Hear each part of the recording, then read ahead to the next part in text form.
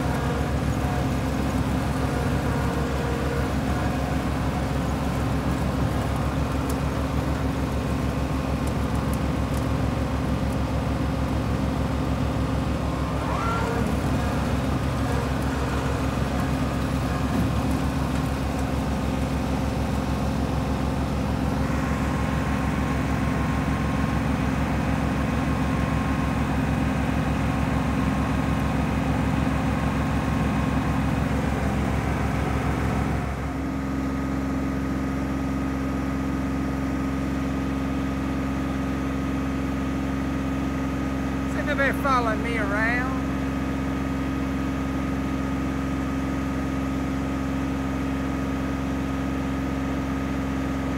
Waiting for me to stir up something to eat. I know what you're doing.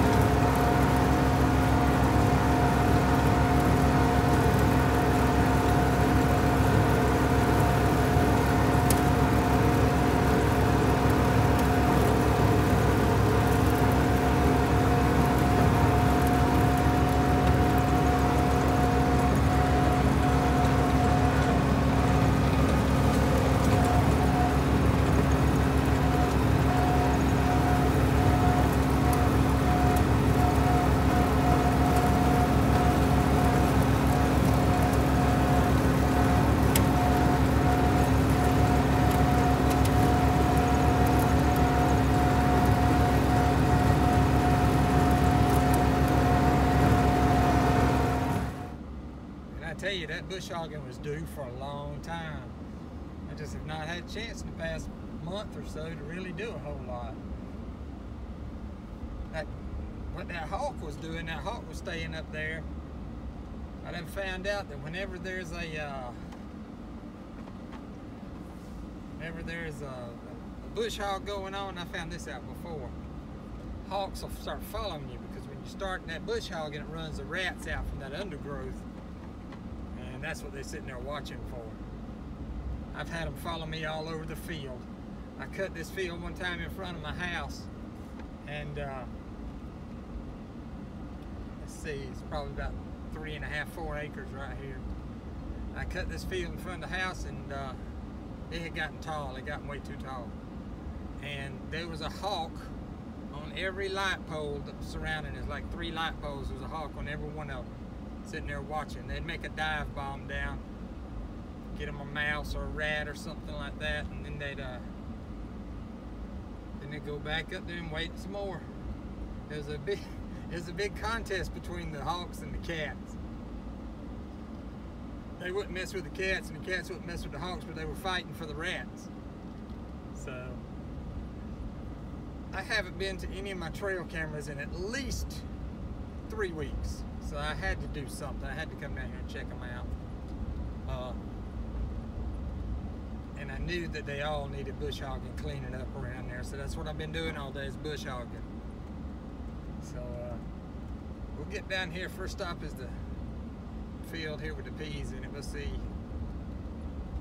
The deer just about eat the peas down. I don't even think the first bean come off of it.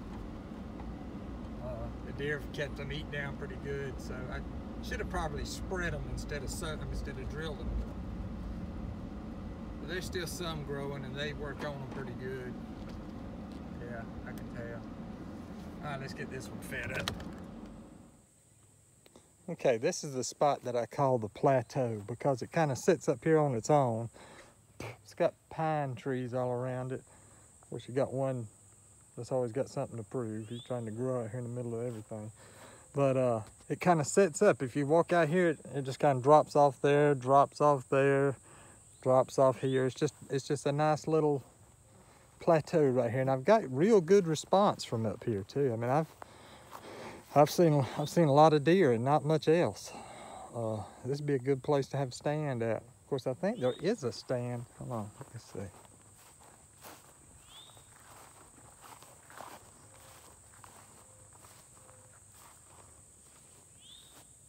I think there's one back over there, right on the other side of the light line. That's the light line that goes all the way on further across the road and back over there close to where I live. That's the same light line. It's a long way. But anyway, I've had good response right here, so every time I put corn out, I can come back next week and see every bit of it's gone. So, and you can tell I cleaned up right here. This is one of the reasons I run the bush hog today, so I can come over here and clean this mess up. But of course, it wasn't too tall. I mean, you can look down, it's not extremely grassy. I mean, it is over there a little bit, but right in here where I lay the feed out, it ain't that bad. Which I'm kind of anxious to see what's on the card. And right down that little place right there, right down that road right there, if you catch them at the right time, about a month and a half ago, about the 1st of June, there's some of the finest darn wild plums you ever tasted in your life. Right around that corner right there. They barren now. The darn deer done tore them up. But I still like the bush hog. I bush hog back in there just because sometimes I like to go back in there. But yeah, that's some good wild plums. I used to come back up through here. There's a road to the left and there's a little road to the right, but it's done. Whenever it rains, all this old clay gets so muddy and slick, you can't hardly get through there. So I got to where I'm driving down through here. Clean this out and give that some time to kind of recuperate, but give that some, let's start using that a little bit. Just to kind of show you where I'm at here. This is the little road that I just told you about.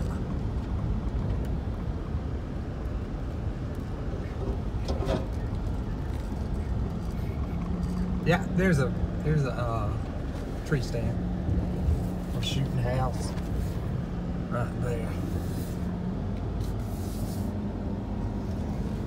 And all this is that power line. If you look right down through there, about a mile that way, let's see, I can zoom in at all. All right, let's see if I can count them from what you can see. Let's see. 1, 2, 3 of them. 1, 2, 3, yeah.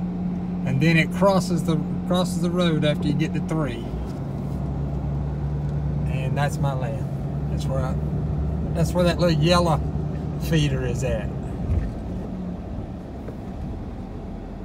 See, 1, 2, I see.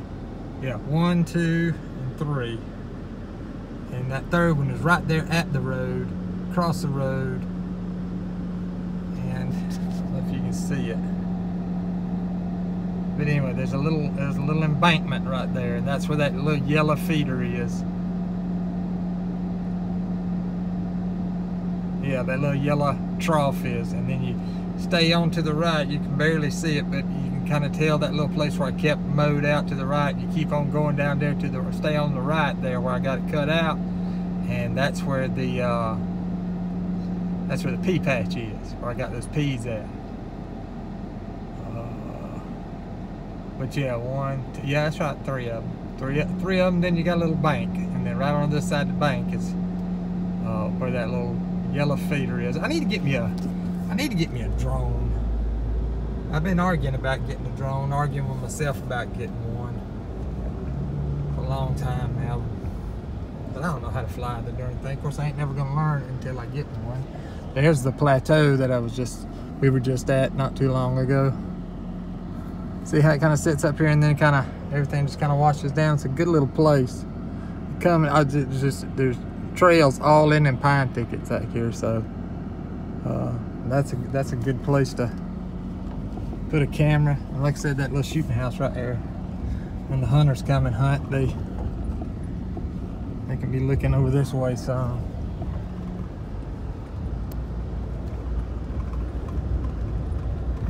Let's see if I can get a little closer look. Actually, it kind of goes down. You don't get as good a look, but let's see. Oh, I don't want to run off in there. Sure don't want to run off in there. Let's see. You can see a little bit better. You can see that bank a little bit better. I think you'll count them. 1, 2, 3, the bank, and then that's where the little yellow feeder is. Alright, let me get out of this ditch. Alright, got one more spot we got to hit. Can't believe I got these done as fast as I did. Usually it takes me a while. But got one more spot that usually I come over here every weekend. And sometime in the weekend I come over here and I do the cameras and stuff like that. But I hadn't been able to this summer. There's Precy's grave right there. But I haven't been able to this summer. I've always had something going on, so I haven't been over here. And I ain't been over here in like 3 weeks, maybe a month. So I mean, it's hard to get a feeding site established if you're not keeping it baited. I mean, it ain't got anything to do with the cameras, but if you're not keeping it baited, where they keep coming back, it's hard to establish a bait site. So this one right here, it had the last couple of times, man, it had some good action, but there for the first couple of times it didn't have anything. So I wish I'd have been able to keep up with this one at the very least. There's a log. Because this is a new one. But let's get out and see what we can do. Alright, this is it right here. I tell you, I went to putting some corn around the edge, got some peanuts in the middle, and I put a handful of corn in there. But I went to putting these pears in there. I got a pear tree at home that's overbearing. I mean, it's just the darn limbs are just hanging down. So I got to where I put 4 pears in here. And all the other ones that I got troughs on, I put, like the yellow trough, I put 4 of them in there, and I put 4 of them in the other trough down there at the pea patch. But I put some to begin with in that yellow feeder.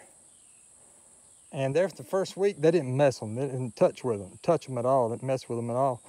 So the second week I went down there, and all 3 of them were gone.